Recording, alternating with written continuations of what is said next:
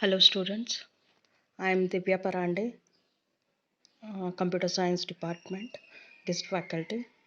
I am going to teach you the subject for BSc second semester, Computer Science optional subject, which is MUP.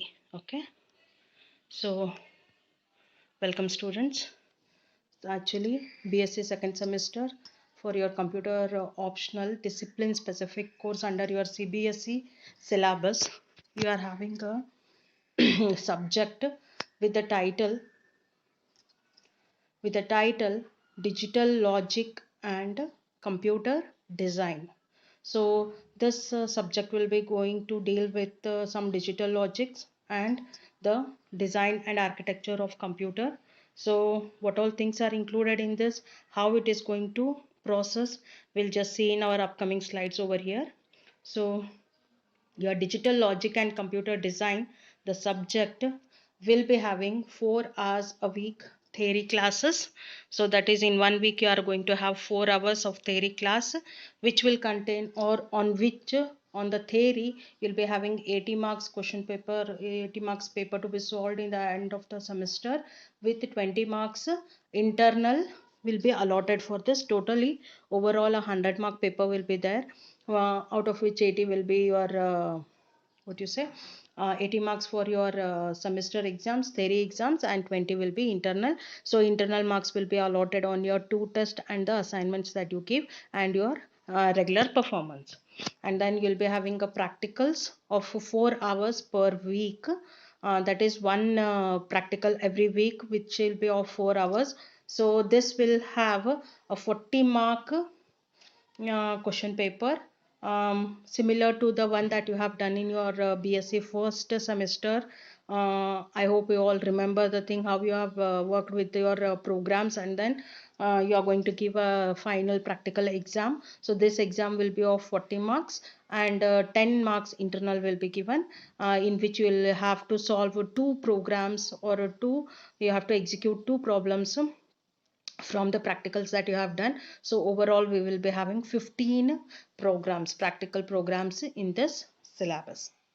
Okay, so then we have actually what all are the chapters that are included in your subject, that is digital logic and computer design. The chapters included in this are,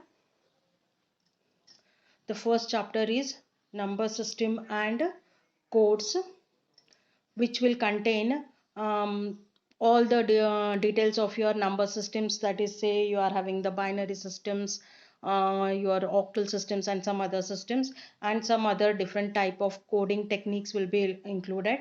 Then you have the Boolean algebra and logical system, where you are having what actually are the Boolean values, Boolean algebra, how you are going to execute the problems or simplify the problems in Boolean algebra with some gates and circuits you are going to analyze. Then you have simplification of Boolean functions, where you are going to use certain techniques or standard methods to what you say simplify the functions. And then you have combinational logic chapter. So these are the chapters that are included in your syllabus for this semester. So in depth I'm going to start with one or the first chapter, that is some introduction I'll give about the chapter. Say we can have all the 5 chapters also introduction. So your first chapter will be number system and codes. So as you are seeing in this picture, I have given a small introduction where what type of numbers are there or number systems are there. So we are having some number systems, like the number systems include your binary, octal, decimal, and hexadecimal systems. Then the topic includes base inter conversions, where you are converting one type of system into another type of system. That is, you are converting a binary system to octal, binary to decimal, binary to hexadecimal, and vice versa. You are converting all the systems from one base system to another system. That technique is called as base interconversion techniques. Then you are going to have how you are going to represent the negative numbers how we are going to represent the negative numbers. So the negative numbers are represented using ones complement, twos complement. So representation of your numbers using the ones and twos complement is done. Then there are some coding techniques or coding strategies, that is your BCD, gray code and XS3 code. So we'll be discussing all about these things in detail in your first chapter, that is number system and codes. Then your second chapter contains Boolean algebra and the logic system. So some of the gates I have already specified over here. So as you are seeing in your picture on your left hand side. So some gates like and, or, and all other things related to these will be available. So you are going to deal with the laws of Boolean algebra, Boolean laws, basic gates, truth tables, Boolean expressions will be studied in your third chapter. Okay, then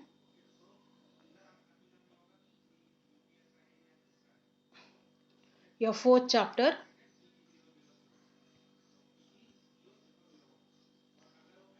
your third chapter will be included. Your third chapter is simplification of Boolean functions, which will contain sum of products and product of sum forms, minimum and maximum term conversions. Then you have a method called as K-map, K-map drawing. The picture you are seeing is a K-map picture with 4 variables with and without your don't care conditions. Then you have tabulation method, quelling tabulation methods, then selection of your prime implicates, selection of your prime implicates. The third chapter contains all these details. Next you have fourth chapter, that is your combination logic. The combination logic includes the topics, that is the design procedure, how you are going to design the logic combinational gates, that is you are using more than 2 or 3 gates to get one output in the form of a combination, and that is called as combination logic. So in that you are having what is the design procedure and patterns that we are using, and then there are some techniques where you are having the full adder and half adder logics. Then you have the code converters, the one that you already have. I think you will come across in your first chapter also, the code converters, that is your BCD code, gray code and XS3 codes will be there. And then you have encoders and decoders, where you are encoding certain data and then finally decoding that data, which is similar to your encryption and decryption. And here you are having multiplexers and demultiplexers, where you are giving number of inputs and then getting one output, or you are giving number of outputs, you are giving one input to get number of outputs, that is called as multiplexers or demultiplexer. The picture that you are seeing here in this slide is related to multiplexers and demultiplexers. Then the next fifth chapter, that is sequential logic. I think in the total content chapter wise list, we have not included the sequential logic. It was not seen below. So the fifth chapter, actually the syllabus contains 5 different chapters. So the fifth chapter is sequential logic, which contains a certain data or certain contents, that is the flip-flops and different types of flip-flops. So what actually is a flip-flop, what are the different types of flip-flops, why it is used, and what is the basic requirement of flip-flop in computers, all these things will be dealt in this chapter. Then you have what is a resistors, what are the different types of resistors, then what are shift resistors and its types will be dealt. Then you have the counters, which are synchronous counters and asynchronous counters. These are the 5 chapters that you are having for the syllabus for this semester related to the topic. So the book that you have to refer for this syllabus is the book with the title Digital Logic and Computer Design, and the author is Maurice Menu. The book I have shown in the slide itself, the book looks just similar to this one. This is the book that you have to go through for the notes and your further references. This is the standard book, and some local author books are also there, but I specify you people to use this book because this is the reference book for digital logic and computer design subject. And then the kit that you are seeing on the slide, this is your MUPI kit. MUPI kit is your microprocessor kit, which is 8085 kit, and this kit we are using for your lab. So you are not using computer for this semester for your lab, you are using a kit which looks similar to this slide, the image that you are seeing. So what all things, the buttons you can see, I hope the blue colors and the black colors, those are the buttons which we are going to use for processing or for using our MUPI kit. So actually you will be having 15 programs related to